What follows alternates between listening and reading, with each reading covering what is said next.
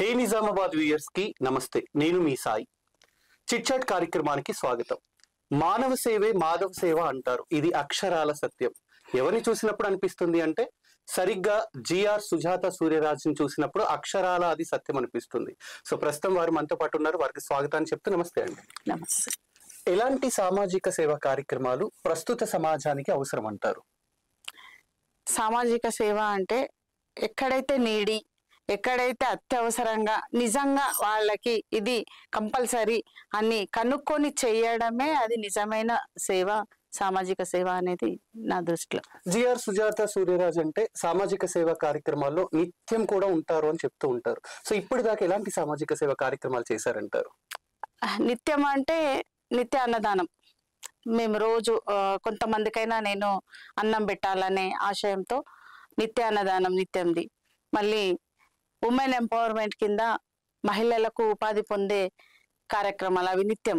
అంటే వాళ్ళు వచ్చి నేర్చుకోవడము, దానితో ఉపాధి పొందడము, ఈ రెండు నీడీ పీపుల్కి చాలా అవసరమని నిత్య కార్యక్రమాలలో నేను ముందుంటాను. గతంలో సోనా సొసైటీని స్థాపించడానికి గల కారణాలు ఏంటి? ఆ సంస్థ ద్వారా ఎలాంటి కార్యక్రమాలు చేశారంటారు?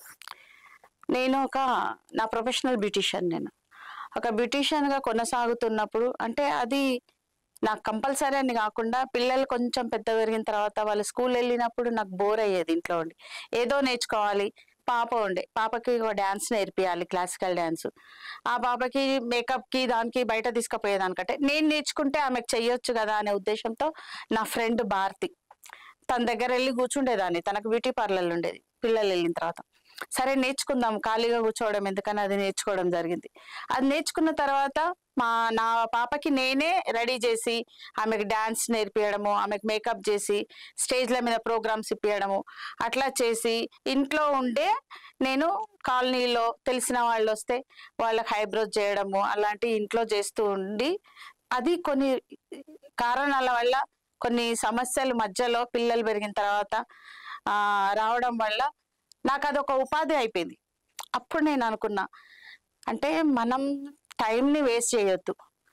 నాకెందుకులే అని నేను నేర్చుకోకుంటే ఈ రోజు నా పరిస్థితి ఎలా ఉంటుండే, నాకు అన్నీ ఉన్నాయి నాకెందుకు అనుకుంటే నేను ఒక టైం పాస్కు నేర్చుకొని పాప కోసం నేర్చుకున్న అది నాకు వృత్తిగా మారి అది నాకు ఉపాధి కలిగించింది.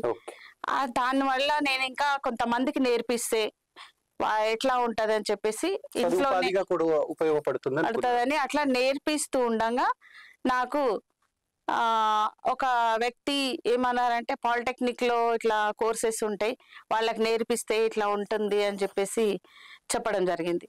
సరే చూద్దామని అట్లా గవర్నమెంట్ది ఒక ప్రోగ్రామ్ చేసిన ప్రాజెక్ట్ లా తీసుకొని పాలిటెక్ గర్ల్స్ కి ఒక 1-2 hours క్లాస్, ఏది బ్యూటిషియన్స్ గురించి, వాళ్ళ నీట్నెస్ గురించి అట్లా తీసుకున్న తర్వాత ఒక సొసైటీ పెట్టడాలి. నేను అన్న ఒక చిన్న ప్రాజెక్ట్, అది చిన్నది అంతా, దాంట్లో ఏం డబ్బులు రావు. కాకపోతే కొంతమందికి నేర్పించిన నేను వాళ్ళకి కొంచెం చదువుతో పాటు వాళ్ళకి ఎక్స్ట్రా ఇది ఒక వర్క్ నేర్చుకున్నారు అన్నట్టు ఉంటుంది అనుకొని అది చేసిన తర్వాత నాకు వేరే వాళ్ళ ద్వారా ఎట్లా తెలిసిందంటే ఒక సొసైటీ ఫామ్ చేస్తే గవర్నమెంట్ నుంచి పెద్ద పెద్ద ప్రాజెక్ట్స్ ఉంటాయి. తెలియదు, నాకు తెలియదు సొసైటీ అంటే అది ఏంటి అని అన్న, ఇట్లా ఉంటది చూద్దాం ఎందుకు ట్రై చేయొద్దు అని చిన్నగా దాని గురించి తిరగడం. కానీ చాలా కష్టాలు పడ్డాను అది ఫామ్ చేయడానికి.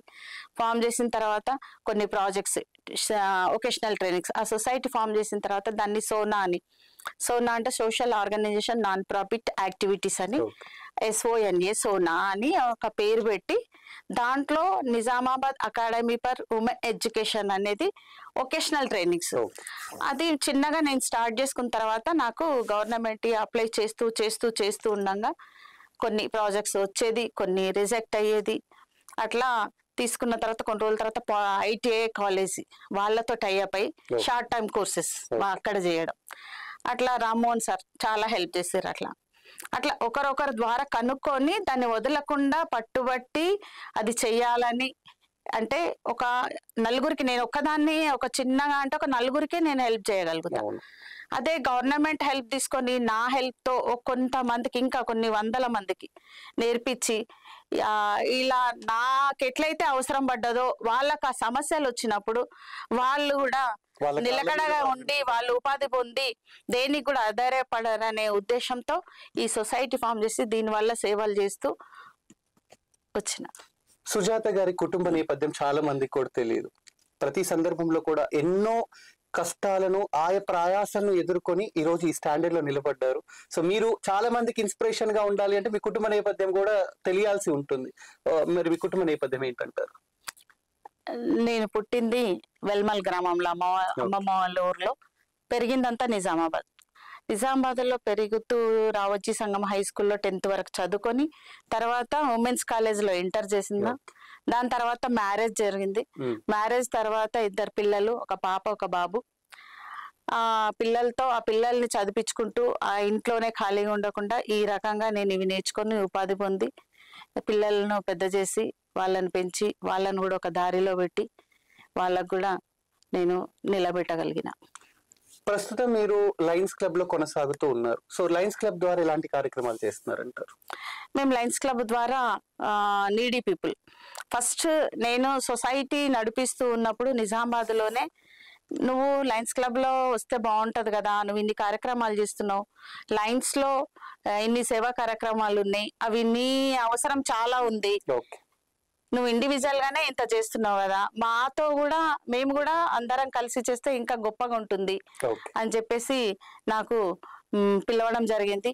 దాని గురించి కూడా ఆలోచించి సరే దాంట్లో వెళ్తే నాకు ఇంకా అందరి సహకారం ఇంకా దొరికి ఇంకా నేను ఇంకా ఎక్కువ చేయగలుగుతా అనే ఉద్దేశంతో 2009 లో నేను లయన్స్ లో వెళ్ళిన. లయన్స్ క్లబ్కి వెళ్ళిన తర్వాత అక్కడ నిజామాబాద్ లో చాలా కార్యక్రమాల్లో పాల్గొని అందరితో కలిసి తిరుగుతూ ఇంకా నాకు తెలియని అన్ని నేర్చుకొని ఇంకా ఎక్కువ చేయడానికి నాకు అది లయన్స్ క్లబ్ ఉపయోగపడింది. సో ప్రస్తుతం నిజామాబాద్ నుంచి హైదరాబాద్ కి షిఫ్ట్ అయ్యారు. సో ఎక్కడ సంతృప్తినిచ్చిందంటారు? ఎక్కువ సేవా కార్యక్రమాలు నిజామాబాద్ లో సంతృప్తినిచ్చిందంటారా, హైదరాబాద్ లో సంతృప్తి ఎక్కువ ఇచ్చిందంటారా? అంటే ఆ రెండు నాకు సమానంగానే, అంటే ఇక్కడ అని చెప్పలేను అక్కడ అని చెప్పలేను. ఇక్కడ నేను చేసిన తర్వాతనే నేను హైదరాబాద్ షిఫ్ట్ అయ్యాను. అయినా కూడా ఇది ఒక పుట్టినిల్లు అదొక మెట్టినిల్లు, రెండు సమానంగానే చూసుకుంటూ ఇక్కడ నేను ఇప్పుడు హైదరాబాద్ లో ఎక్కువ ఉంటూ కూడా నేను ఇక్కడ ఏం అవసరాలు ఉన్నాయి, నా వల్ల ఏమవుతాయి అనేది అక్కడి నుండి ఫోన్ల ద్వారానో నాకు తెలిసిన వాళ్ళ ద్వారానో ఇక్కడ కూడా నేను చేస్తున్నా, అక్కడ స్వయంగా ఉండి చేస్తున్నా. రెండు సమభావంగా నాకు టైం ఉన్నప్పుడల్లా కూడా నిజామాబాద్కి వచ్చి ఖాళీగా ఎప్పుడు కూడా నేను పోను, ఏదో ఒకటి చేసి నేను వెళ్ళాలి. నేను వస్తున్నా అంటే ఇది చేద్దాము ముందే ప్లాన్ చేసుకొని వచ్చి ఇక్కడ చేసి సమయాన్ని మాత్రం వేస్ట్ చేయకుండా నేను ఇక్కడ అన్ని కార్యక్రమాలు ఇక్కడ అవసరం ఉన్నాయి చేసి వెళ్తున్నా. నాకు రెండు అటు ఇటు రెండు సమానమే. చాలా మంది కూడా ఏదైనా ఒక ఇన్వెస్ట్ చేసేటప్పుడు మళ్ళీ మాకు ఎంత మటుకి రాబడి ఉంటుంది అని ఆలోచిస్తారు. కానీ సేవా కార్యక్రమాల పరంగా చూస్తే మనం ఖర్చు పెట్టేదే ఉంటుంది కానీ ఎక్కడి నుంచి కూడా ఇన్కమ్ రాదు. సో ఇలాంటి సేవా కార్యక్రమాలు మీరు ఎన్నో ఏళ్ల నుంచి కూడా చేస్తూ ఉన్నారు. మీ భర్త సహకారం ఎలా ఉంటుంది? ఆయనే నాకు ఇన్స్పిరేషన్. ఎందుకనంటే నాకంటే ఎక్కువ చాలా పెద్ద ఎత్తున చేస్తుంటాడు, కానీ నాకు ఆయన చేయడం వల్ల నేను చేస్తున్న చిన్నది ఇంకా ఎక్కువ చేసే అవకాశం కూడా నాకు దొరికింది. ఇంకా ఎక్కువ సేవ చేయాలని చేయగలుగుతున్నాను కూడా. నేను ఒంటరిగా చేయలేంది, ఆయన వల్ల ఇంకా నేను ఎక్కువ చేస్తున్నా. చాలా సందర్భాల్లో మీరు సార్ కూర్చున్నప్పుడు ఎక్కువ డిస్కషన్స్ ఏమొస్తా ఉంటాయి మీ మధ్యలో? ఎక్కువ మేము అందరి గురించి మాట్లాడాం, మా గురించి మాకేమీ ఉండదు. ఏంటి ఏమన్నా ఉంటే తిన్నామా ఉన్నామా ఏం తిందాము ఏం చేయాలా అంతవరకే అడుగుతా. అది ఇది చెయ్యు ఇది తిందాం అన్నట్టు. తర్వాత మిగతా టైం అంతా ఏం జరుగుతుంది క్లబ్లలో కానీ, నేను నిజామాబాద్ లో ఏమవుతుంది అని అడిగినప్పుడు ఇక్కడ విషయాలు చెప్పడం, లేకుంటే ఆయన అడగకుండా నేనే కల్పించుకొని ఇది ఉంది ఇది ఉంది. ఎందుకంటే ఆయన నాకు కొన్ని సలహాలు ఇస్తాడు, ఆయన సపోర్టే కాబట్టి నేనేమైనా ఖాళీ ఉన్న టైంలో నాకు అవసరం ఉన్నాయి ఆయనతో అడుగుతూ చర్చిస్తూ ఆయన సలహాలు తీసుకొని ఇంకా నేను చేయడానికి ప్రయత్నం చేస్తున్నాయి. చాలా సందర్భాల్లో జిఆర్ సుజాత గారు మానసికంగా ఇబ్బంది పడినటువంటి సందర్భాలు ఈ సేవా కార్యక్రమాల్లో ప్రధానంగా ఇబ్బంది పడినటువంటి సందర్భాలు మేము విన్నాము, మేము చూసాము. సో ఈ ప్రశ్నకు మీ సమాధానం ఏంటి? మనం ఒక మంచి పని చేస్తున్నామంటే ఖచ్చితంగా దానికి ఎన్నో ఎదుర్కోవాల్సి వస్తుంది. ఎన్ని సమస్యలు అంటే వీళ్ళు ఇది ఎట్లా చేయగలుగుతున్నారని కొంతమంది చూడలేకపోయే వాళ్ళు ఉంటారు. కొంతమంది ఈమె ఇట్లా చెయ్యకుండా ఏదైనా చెయ్యాలనేది ఉంటారు. అన్ని రకాల మనుషులతో వాళ్ళతో కలుపుకొని పోయి చేసినా కూడా ఏదో ఒకటి మాట్లాడుతూనే ఉంటారు. అంటే ఏదైనా మనం చేస్తున్నాము మంచి అంటే మనకి అక్కడ చెడు చెయ్యాలని చూసే వాళ్ళే ఉన్నారు. ఎందుకంటే ఆ వ్యవస్థ అట్లా అయిపోయింది, సమాజంలో కూడా అదే ఉంది. కానీ అవన్నీ కూడా మనం తట్టుకొని అవన్నీ పక్కన పెట్టి మన దృష్టి మొత్తం మనం ఏం చేయాలనుకుంటున్నాం, మన మైండ్లో ఏముంది అదే చేస్తే ఎవరు వచ్చి ఎవరు ఏది చేసినా కూడా మనసుకు బాధ ఖచ్చితంగా అవుతుంది. కానీ నేనేం చేస్తాను, వాళ్ళు వింటాను, బాధపడతా, మళ్ళీ లైట్ అవన్నీ పట్టించుకుంటే మనం అనుకునే చేయలేం. వాళ్ళు వచ్చి మనకెవరేం చెయ్యరు అని అది ఒకటే దృఢ నిర్ణయంతో స్ట్రాంగ్ గా నిలబడి ఏది కూడా పట్టించుకోకుండా నేను చెయ్యాలనుకునే చేస్తూ ఉంటా. ఒక మహిళగా ఎన్నో సమస్యలను ఎదుర్కొని మీ కాళ్ళ మీద మీరు ఒక స్టాండర్డ్ గా నిలబడ్డారు. ఈ రోజు ఎంతో మంది కూడా ఆదర్శంగా మీరు నిలబడుతూ ఉన్నారు. ఈ రోజు సమాజంలో ఎంతో మంది మహిళల మీద, చిన్నారుల మీద అఘాయిత్యాలు జరుగుతూ ఉంటాయి. సో దీని మీద ఫోకస్ చేసి ఎలాంటి కార్యక్రమాలు ఏమైనా చేయాలి అనేసి అనుకుంటున్నారా? దీని మీద ఫోకస్ ఏంటంటే మెయిన్ గా అవేర్నెస్, అందరిలో అవేర్నెస్. మనం మన ఇంట్లో మన కుటుంబం సంస్కారం అనేది మనం ఇస్తేనే మన పిల్లలకు, మన పిల్లలు వెళ్ళి తోటి వారికి ఇస్తారు, తోటి వారు వెళ్ళి అట్లా సమాజము మొత్తం చైన్ సిస్టమ్ లాగా అయ్యి అది ఇలాంటి అగత్యాలు జరగకుండా ఫస్ట్ మనం మంచి అవేర్నెస్ ఇంట్లో నుంచే స్టార్ట్ కావాలి, మన పిల్లల నుంచే స్టార్ట్ కావాలి. మన పిల్లల నుంచి స్టార్ట్ చేసి అది ఈ అగత్యాలు ఏదో మనం స్టేజ్ల మీద పోయి మైకుల ముందట స్పీచ్లు ఇచ్చి ఇది చేద్దాం అది చేద్దాం ధర్నాలు చేస్తాం, అవన్నీ అప్పటి వరకే, అవి చేసేస్తాం మళ్ళీ వదిలేస్తాం. అక్కడ మన సంస్కారం అసలు నేర్పి ఏం చెప్తున్నాం? మనము స్కూళ్ళల్లో వెళ్ళి గురువులు ఒకటే, ఇంట్లో మనం కూడా స్టార్టింగ్ నుంచి వాళ్ళకి చేస్తే మన పిల్లల ద్వారా, మగ పిల్లలు కానీ ఆడపిల్లలు కానీ ఇద్దరికి సంస్కారం అనేది ఖచ్చితంగా ఉండాలి. ఆ సంస్కారం వల్లనే ఇవన్నీ ఉంటే గనక ఖచ్చితంగా ఇలాంటి అగత్యాలు జరగవు అని నా ఉద్దేశం. చాలా మంది కూడా చదువుకు దూరమైనటువంటి పేద పిల్లలు ఉంటారు.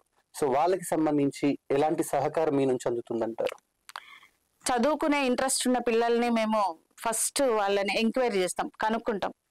చాలా మంది ఏం చేస్తారంటే చదువు కోసమని దానికోసమని వీళ్ళు సేవా కార్యక్రమాలు చేస్తారు, వీళ్ళు ఇస్తారు అని చెప్పేసి అడిగితే గుడ్డిగా, అంటే కొన్ని సందర్భాల్లో ఇచ్చి చూస్తాం, ఒకసారి రెండోసారికి గమనిస్తాం, మనకు తెలిసిపోతుంది. అట్లా ఏం చేసా అంటే మళ్ళీ అది ఖచ్చితంగా వాళ్ళకి అవసరమా, చదువుకుంటారా, డైరెక్ట్ మేము స్కూలు కాలేజ్ ఎక్కడ కనుక్కొని వాళ్ళకి ఏం అవసరం ఉంది ఆ వస్తువు రూపంగానే వాళ్ళకి డబ్బులు ఇవ్వడం మానేసినాం. వస్తువు రూపంగా వాళ్ళకి బుక్స్ అవసరం ఉన్నాయా, వాళ్ళకి బట్టలు అవసరం ఉన్నాయా, వాళ్ళకి ఇంకా ఏదన్నా సిస్టమ్ అవసరం ఉందా, వాళ్ళకి ల్యాప్టాప్ ఏం అవసరం ఉన్నాయి. మళ్ళీ కాలేజీలలో కొన్ని కాలేజీలలో గవర్నమెంట్ ఫీజెస్ కూడా ఉంటాయి కదా, అవి డైరెక్ట్ ఆ కాలేజ్కే యజమాన్యం వాళ్ళకే ఇవ్వడం, అట్లా వాళ్ళకి హెల్ప్ చేయగలుగుతాం. మీ మనసుకి ఎప్పుడైనా అనిపించిందా మేడం, అంటే ఏదైనా సరే జీవితంలో గొప్పగా గుర్తుండిపోయేటువంటి సేవ ఏదైనా చేయాలి అని అనిపించిందా? ఒకవేళ అలా అనిపించినప్పుడు ఎలాంటి సేవ చేయాలనుకుంటున్నారు? నేను ఆల్రెడీ పర్మనెంట్ ప్రాజెక్ట్స్ హైదరాబాద్ లో నడుస్తున్నాయి, అవి రన్ చేస్తున్నాను. అవి ఎప్పటికి కూడా ఉంటాయి, ఏదో కొన్ని రోజులు నడిపించి వదిలేద్దాం అనేది కాకుండా. నేను పుట్టిన గడ్డ నిజామాబాద్, ఇక్కడ కూడా ఏదన్నా ఒకటి గుర్తుండిపోయేలా చెయ్యాలి అనే ఆలోచనలో ఉన్నా. అది ఏంటి అనేది అది కంప్లీట్ అయ్యి అది చేసిన తర్వాత అది మీ దగ్గరకే వచ్చి మీ ఇంటర్వ్యూలోనే మీ ముందే అది చూపిస్తా, చెప్తాను. సో చాలా మంది కూడా సేవా కార్యక్రమాలు చేస్తూ ఉంటారు. చేసేటువంటి సేవా కార్యక్రమాలు పెద్దలు చెప్తూ ఉంటారు, ఒక చేతితో చేసిన సేవ ఇంకో చేతికి తెలియకూడదు అనేది చెప్తా ఉంటారు. సో కొంతమంది పేరుకు ప్రతిష్ట కోసము లేకపోతే పబ్లిసిటీ కోసమో చేస్తూ ఉంటారు. ఈ రోజు సుజాత గారు చేసేటువంటి సేవా కార్యక్రమాలు ఎలా ఉంటాయి అనేసి అనుకోవచ్చు అంటారు? నేను పేరు ప్రతిష్ట దానికోసం అయితే ఖచ్చితంగా నేను దానికి ముందు ఉండను. ఏదైనా సమాజానికి ఉపయోగపడాలి, అందరూ బాగుండాలి, అందులో నేను ఉండాలి, మరి గుర్తుండిపోయేటట్టు ఉండాలి. అంటే మనం ఉన్నప్పుడు చేస్తున్నాము, మనం చుట్టూ తిరుగుతున్నారు కాదు, మనం లేనప్పుడు కూడా 10 కాలాలు మాట్లాడుకునేటట్టు ఉండాలనే ఆలోచన ఉద్దేశం నాలో ఉంది. దానికోసమే నేను ఈ సేవ చేస్తాను. సో సుజాత గారు ఇప్పుడు దాకా చేసినటువంటి ఇన్నేళ్ల సేవా కార్యక్రమాల్లో ఇప్పుడు దాకా అందుకున్నటువంటి అవార్డులు రివార్డులు ఏమి ఉన్నాయంటారు? చాలా ఉన్నాయి. అవార్డ్స్ రివార్డ్స్ అంటే చాలా పెద్ద ఎత్తున ఇంటర్నేషనల్ లెవెల్లో కానీ, డిస్ట్రిక్ట్ లెవెల్లో కానీ, స్టేట్ లెవెల్లో కానీ అన్ని రకాలుగా అవార్డ్స్ తీసుకున్నాను. కానీ ఆ అవార్డ్స్ రివార్డ్స్ కంటే నాకు గొప్పగా ఎప్పుడు అనిపించింది అని అంటే, నేను చేస్తున్నది డైరెక్ట్ గా నేను అని తెలియకుండా, అంటే ఒక వ్యక్తికి నా వల్ల మంచి జరిగింది, ఆ వ్యక్తి వెళ్ళి ఇంకొకరికి చెప్పి వాళ్ళు నేనే అక్కడ ఉన్నాను నేనని తెలియకుండా ఒక నలుగురు మాట్లాడుకుంటున్నారు. మాట్లాడుకొని సోనా సొసైటీ మేడం అంట సుభాష్ నగర్ లో, నేను నిజామాబాద్ లో ఉన్నప్పుడు తన దగ్గరికి వెళ్తే నాకు ఏదైనా అంటే వాళ్ళు చెప్పినట్టు ఆమె దగ్గర వెళ్ళింది అనుకో, నీ సమస్య ఏదో రకంగా పరిష్కారం, నీకు డబ్బు రూపంగానే కానీ, మాట రూపంగానే కానీ, చాత రూపంగానే కానీ, ఆమె వల్ల అయ్యేది ఖచ్చితంగా మీకు జరుగుతుంది, ఏ కొంచెమన్నా న్యాయం జరుగుతుంది. మీరు ఎక్కడ తిరిగినా కూడా తిరిగి తిరిగి తిరిగి అలసిపోతారే కానీ మీకంతా మిస్గైడ్, అంతా రాంగ్ ఇన్ఫర్మేషన్సే ఉంటాయి. అక్కడ వెళ్ళండి, మీకు ఏదో ఒక రకంగా జరుగుతుంది అని చెప్పారు. అక్కడ వెళ్ళి ఒకసారి కలవాలి, ఆ మేడంని చూడాలి అని వాళ్ళు మాట్లాడుకుంటారు. పక్కనే నేనున్నా. నాకు అప్పుడు అనిపించింది తెలియదు అంటే ఎవరో చెప్పిర్రు, వాళ్ళకి తెలిసిన వాళ్ళు చెప్పిర్రు అని చెప్పేసి పోవాలని వాళ్ళు మాట్లాడుకుంటే అప్పుడు అనిపించింది. అంటే నాకు అవార్డ్ రివార్డ్స్ కంటే ఇవే పెద్ద గొప్ప అచీవ్మెంట్స్. నాకు అప్పుడు చాలా హ్యాపీ అనిపించింది. అంటే ఇంకా ఎక్కువ అంటే ఇట్లాంటివి నేను చేయడం వల్ల నాకు ఇదే పెద్ద, ఆ భగవంతుడు నాకు ఇచ్చిన ఆశీర్వాదం, వీళ్ళ ఇట్లా చేయడం అని చెప్పేసి అది అదృష్టంగా భావిస్తాను. సోనా సుజాతగా లేదా లయన్స్ క్లబ్ సుజాతగా ఈ రెండు వాటిల్లో మీకు బాగా సంతృప్తినిచ్చేది ఏదంటారు? నాకు ఎక్కువ సోనా సుజాత. ఎందుకంటే నా పేరు సుజాత అని వెళ్ళారు, సోనానే పిలుస్తారు. నిజామాబాద్ లో చాలా మంది సోనానే పిలుస్తారు. అసలు నా పేరు సుజాత కానీ అంటే సోనా సొసైటీ వల్ల నేను ఇచ్చిన సేవలు, నేను చేసిన పనుల వల్ల నాకు సోనా అనేది పడ్డది. దాని వల్లనే నేను ఐడెంటిఫై అయినా ఎక్కువ మట్టుకు అని అంటే సోనా సొసైటీ వల్ల. అదే నాకు ఫస్ట్. చాలా మంది కూడా సేవా కార్యక్రమాలు చేస్తూనే రాజకీయాల్లోకి వస్తూ ఎదుగుతూ ఉంటారు. సో మీకు కూడా అలా రాజకీయాల్లోకి వచ్చే అవకాశం ఏమైనా ఉందంటారా? అందుకోసమే సేవా కార్యక్రమాలు చేస్తున్నారు అనుకోవచ్చా? అస్సలు లేదు. రాజకీయం అంటేనే నేను అంత దూరంగా ఉంటా.